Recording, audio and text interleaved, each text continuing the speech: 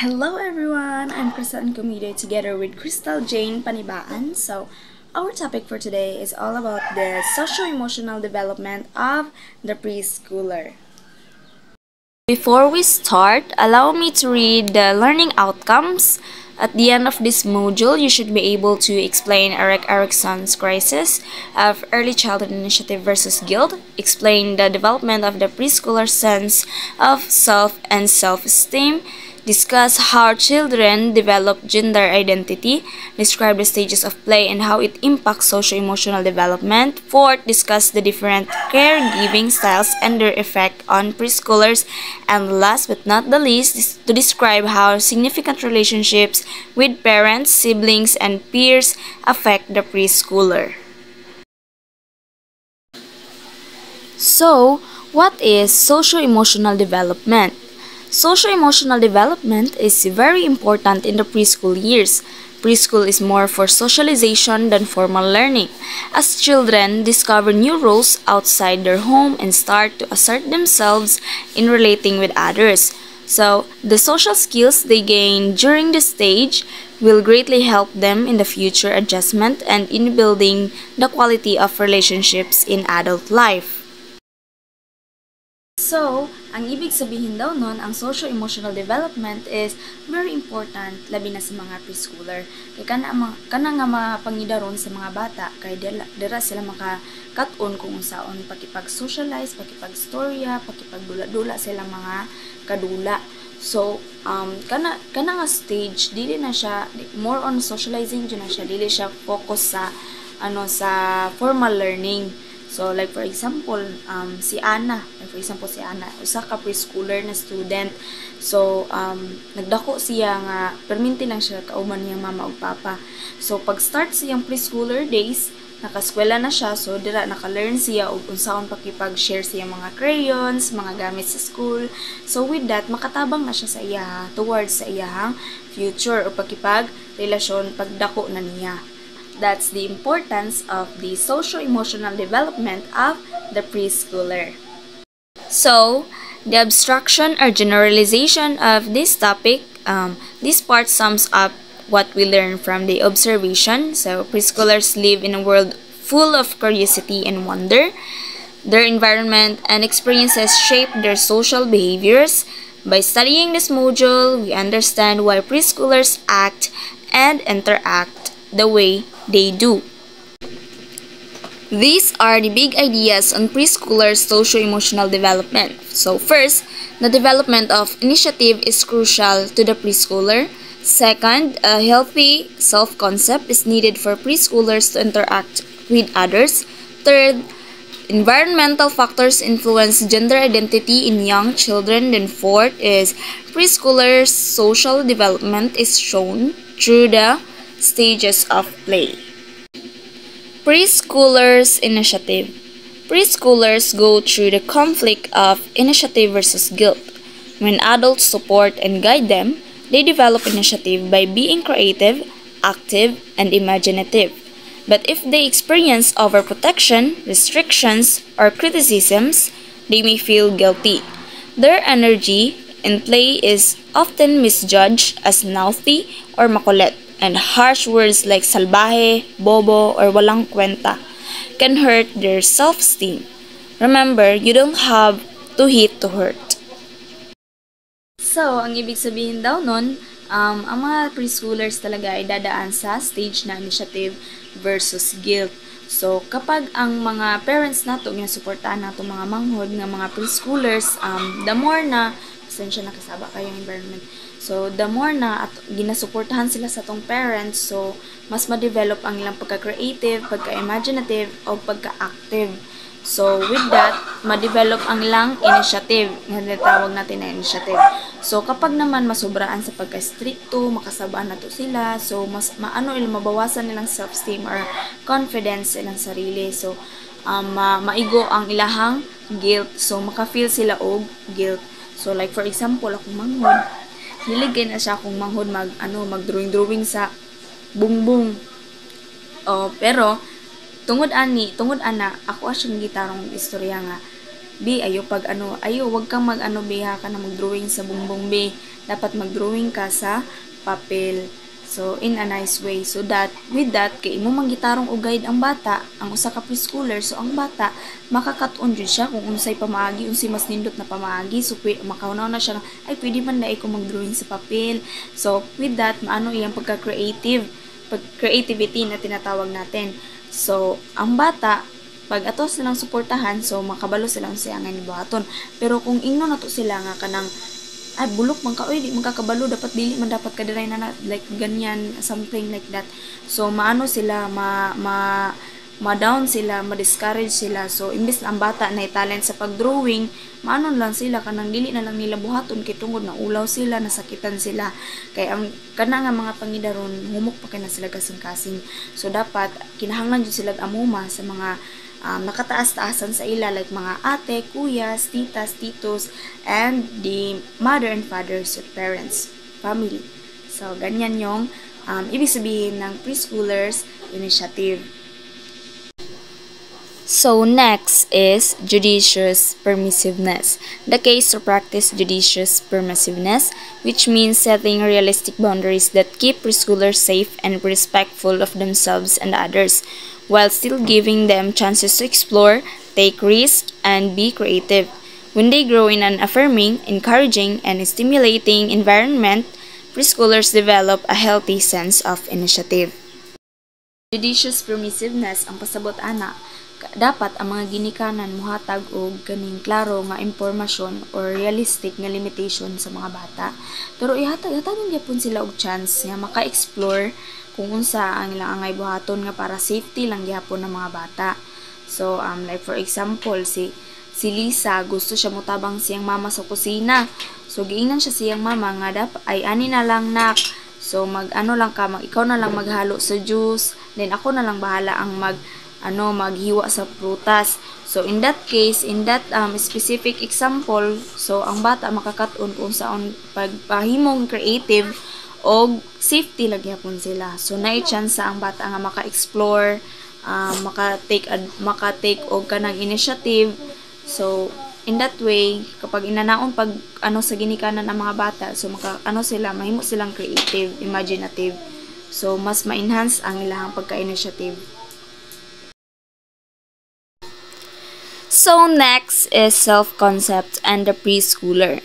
So by the end of toddlerhood, preschoolers begin to see themselves as separate and distinct individuals. Self-concept is how they view their own abilities, strengths, and weaknesses, often focusing on observable traits and simple beliefs or emotions. They express this with statements like, "Kaya ko na," "I can do it," or ako lang nagsuot ng shoes ko," "I wore my shoes all by myself." So, ang self-concept is mo na siya ang view sa mga preschoolers sa ilang sarili. So, like for example, kanang mga strengths nila, weaknesses nila, kung asa sila mas pabor, asa sila luya, like in ana. So, pareha sa picture gipakita daraa. So, ang picture nagpakita nga diha nila gipahayag sa mga bata, sa mga preschooler nga kaya na nako nga ako ra isa magsuot sa kong sapatos. So, with that, ang bata makabati sila og kanang kalipay silang sarili, like ma-feel nila nga kanang ay kaya man din ako nga ako ra.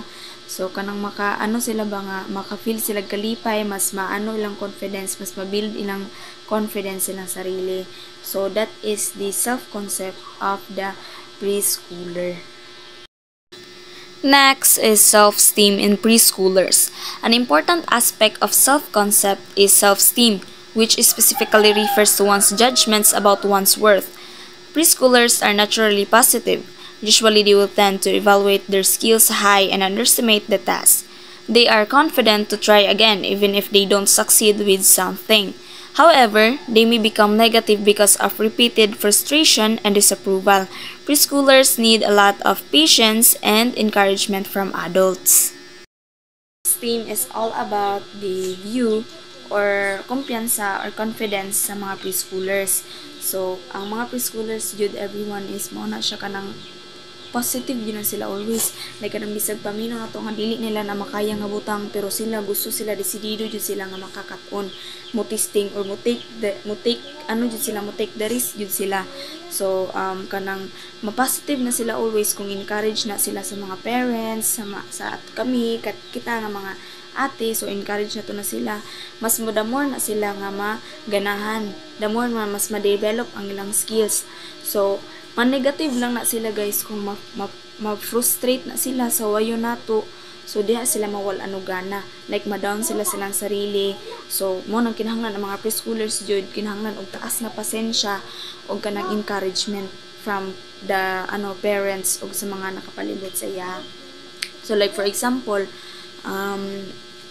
usa ka bata kanang nag-cut siya og circle, nag-cut siya og circle with the use of scissor.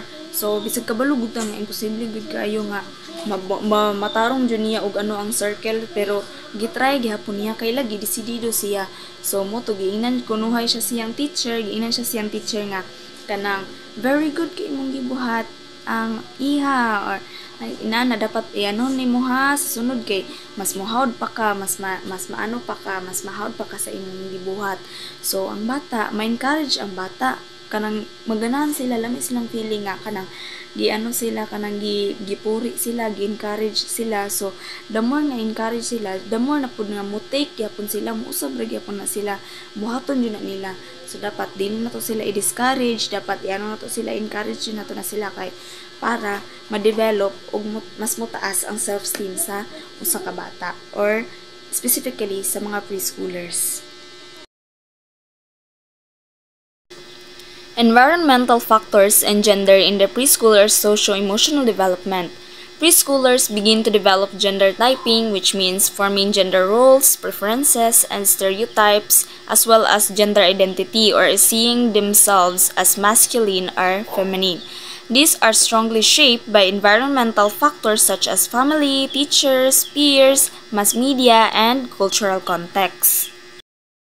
Stage diri na mag-form og gender roles ang mga preschoolers, like kanang kung si angay sa babae o sa lalaki, preferences kung sa mga gusto nila, then stereotypes, then apil pud ang gender identity kung si pananaw nila silang sarili, kung masculine ba or feminine. So ang environmental factors such as families, friends, or relatives, then teachers, mass media, different forms of medias, then sa society or culture has a big impact sa mga preschoolers. Like for example, si Carlo gusto siya magdula og kanang luto-luto, then ingon niya mama nga, ay kung tahay giingon niya mama nga kanang pagdulaan na okay ra na kay manay makatabang sa imong development, sa imong kanang para na kay experience paano imong skills, then muna siya ang kanang niya good impact.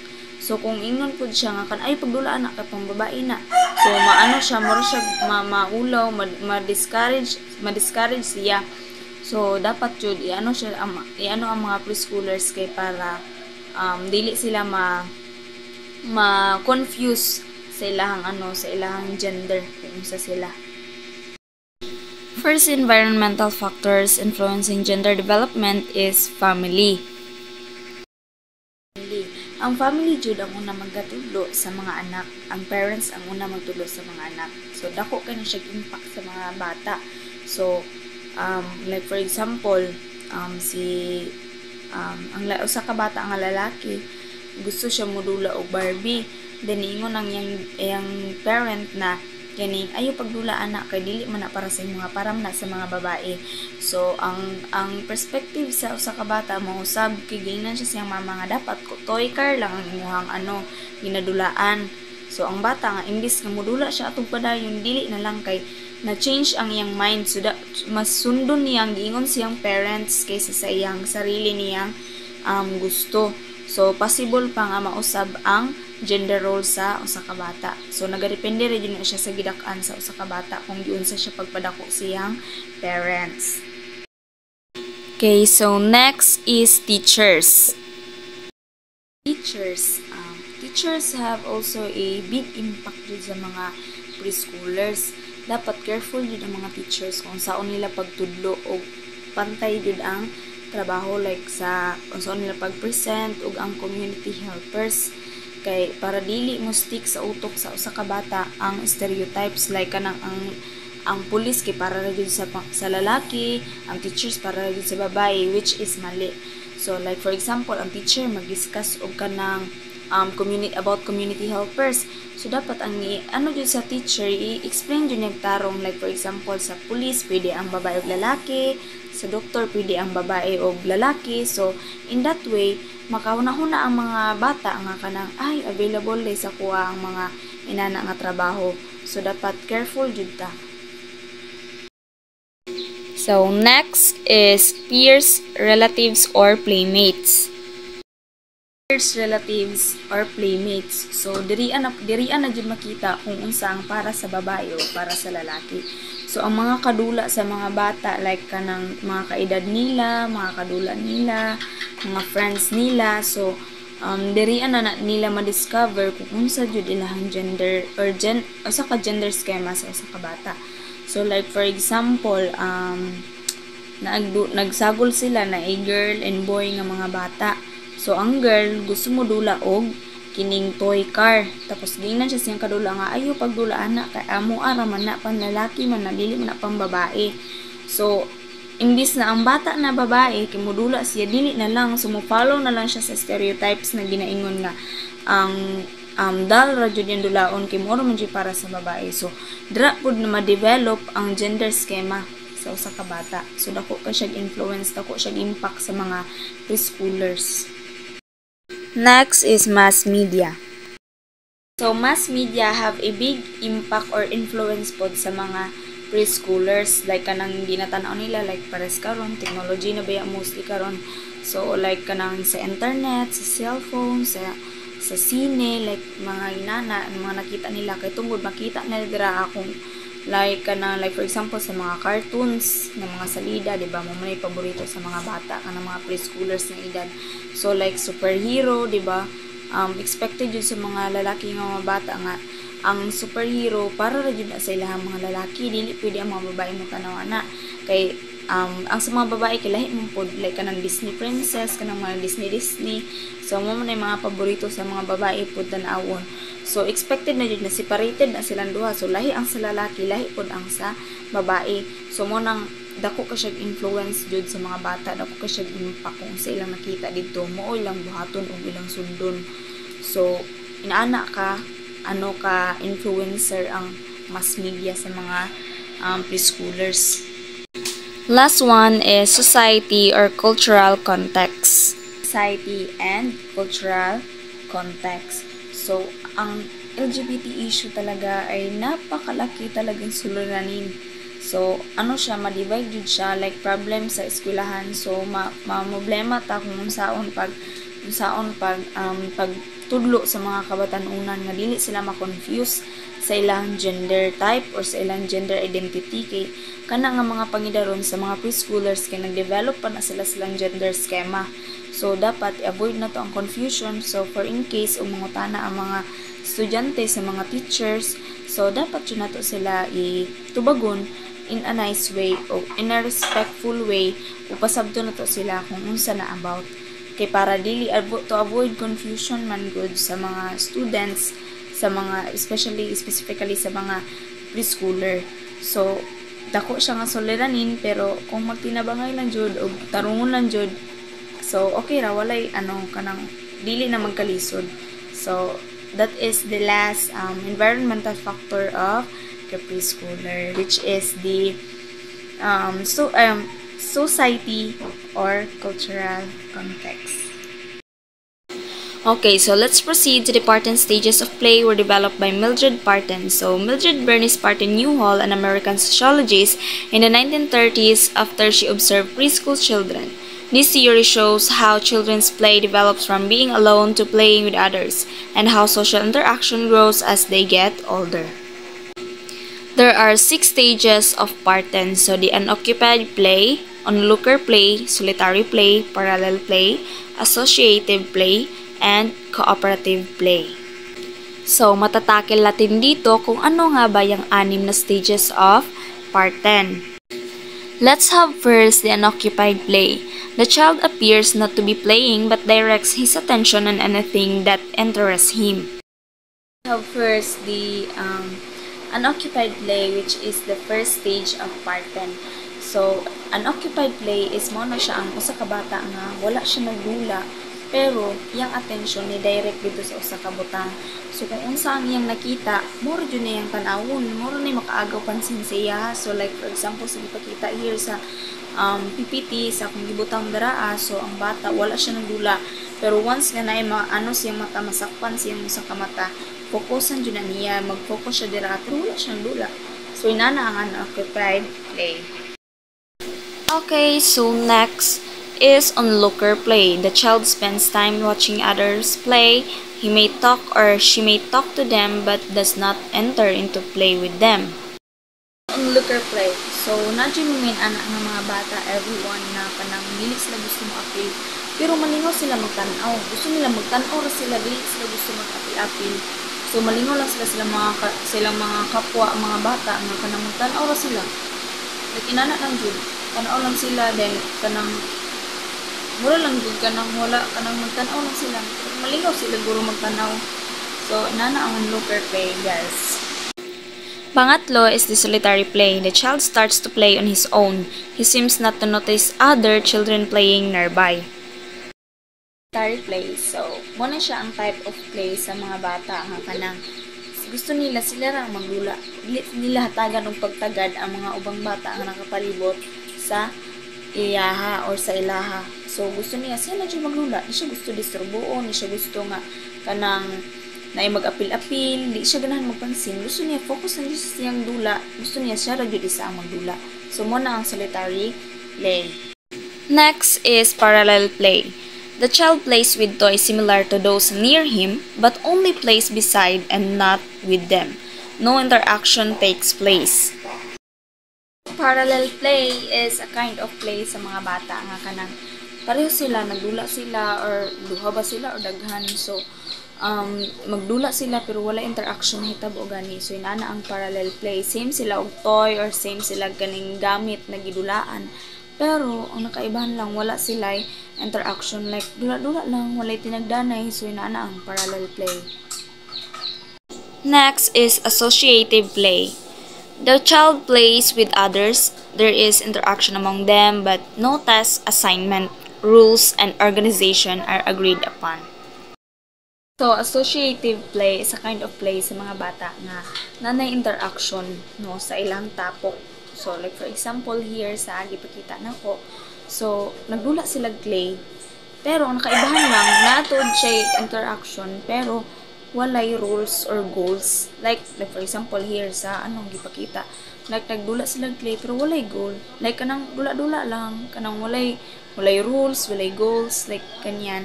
So, that is the associative play. Okay, the last one of part and stages of play is the cooperative play. The child plays with others bound by some agreed upon rules and roles. The goal is maybe to make something, play a game, or act out something. The cooperative play. So, cooperative play is the opposite of associative play. Kung si associative play ay walang rules, walang hindi organized, walang assignment. Pero si cooperative play ay meron. So, organized na siya. Meron ng rules and roles. So, the best example for the cooperative play is here, ito yung bahay-bahayan, 'di ba? Yung balay-balay, 'di ba? Merong role, 'di ba? Merong roles like mama, papa, at saka yung anak. So, that's the best example of the cooperative play, which is the bahay-bahayan. Next topic is friendships in preschool. So, this topic is to be discussed by Crystal Jane Panibaan. Good day everyone, especially to you ma'am. My name is Crystal Jane D. Panibaan and now I will discuss the topic about the friendship in preschoolers. So, Ang pagkakaibigan sa preschool. Habang lumalaki ang mga preschooler or habang lumalaki ang mga bata, nagiging interesado sila sa pagkakaroon ng mga kaibigan na mahalaga para sa kanilang pag-unlad. Sa pamamagitan ng pagkakaibigan, natuto ang mga bata or natuto ang mga preschooler ng iba't ibang kasanayan sa lipunan tulad ng pagiging leader or pagiging tagasunod or pagiging pagtulong at pagbigay comfort sa iba na nagbibigay sa kanila ng mas malaking pakiramdam ng pagiging kabilang or dapat bigyan ng magulang at guro ang mga bata or ang mga preschooler ng mga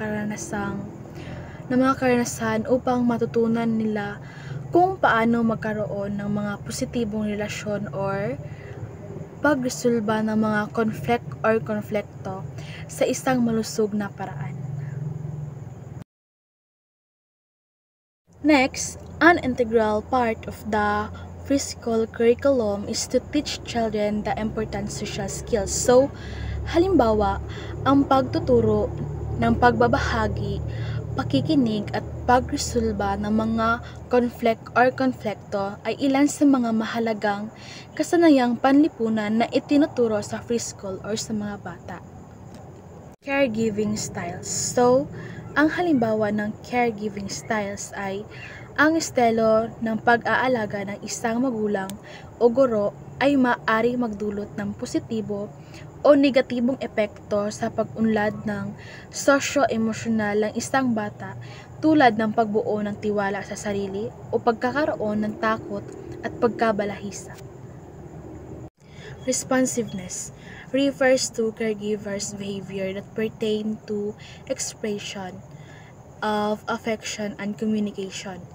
Halimbawa, ang isang responsibong tagapag-alaga ay nagpapakita ng pagmamahal sa pamamagitan ng yakap, halik at pagbibigay ng atensyon sa bata.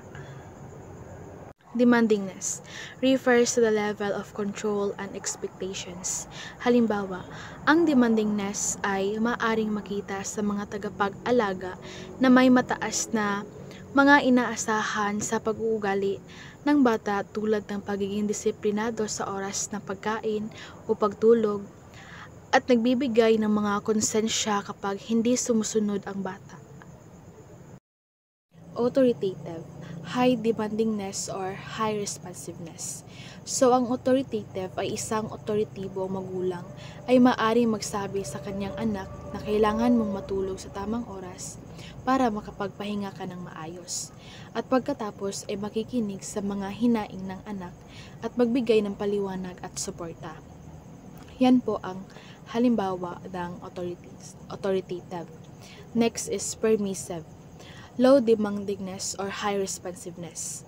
Paminsan-minsan, ang mga permisibong magulang ay nagpahintulot sa kanilang mga anak na manood ng TV o maglaro ng video games ng walang limitasyon. Yan po ang halimbawa ng permissive. Next is authoritarian. High demandingness or low responsiveness. Ang mga authoritarian magulang ay madalas na nagsabi ng dapat sundin mo ang aking utos ng walang tanong at magpataw ng mahigpit na mga tuntunin at parusa. Yan po ang halimbawa ng authoritarian. Next is negligent. Low demandingness or low responsiveness. Ang mga magulang na nagpabaya sa kanilang mga anak ay maaaring hindi kumilos kapag ang bata ay nangangailangan ng tulong o atensyon tulad ng hindi pagpapansin sa gutom o sakit ng bata. Baumride's caregiving styles and their effects on children. Hindi ko na may isa pero ang main idea dito ay ang authoritative at authoritarian. So, ang authoritative ay ang pagbalanse ng pagmamahal, gabay at disiplina bukas sa damdamin ng bata. Or epekto sa preschooler, masiglang makikipag-ugnayan, malikhain at pagkaroon ng tiwala sa sarili. At ang authoritarian naman ay mahigpit na kontrol, mataas na pangangailangan at mahinang pagpapakita ng pagmamahal, or maaring maging masunurin, ngunit takot, mababang pagpapahalaga sa sarili at hirap sa pagpahayag ng damdamin. Interactions with other children. So, interactions with other children ay ang mga batang may otoritibong magulang ay mas magiging matatag at malikhain sa paghaharap sa mga hamon sa paaralan at sa lipunan.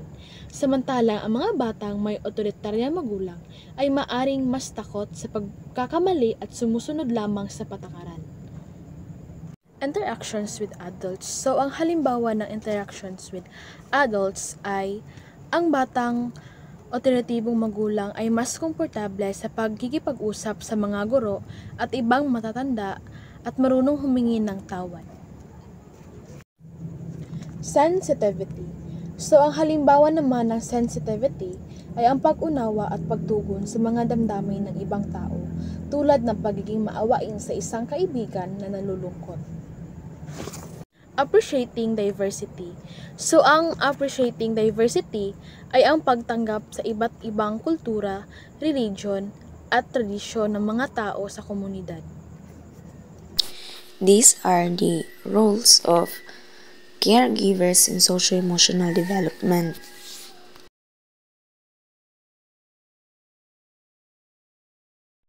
To sum up, preschoolers develop socio-emotional skills by interacting with peers and adults, while caregivers and teachers support them in building friendships, managing emotions, and developing healthy social behaviors. So that would be all. Thank you for listening.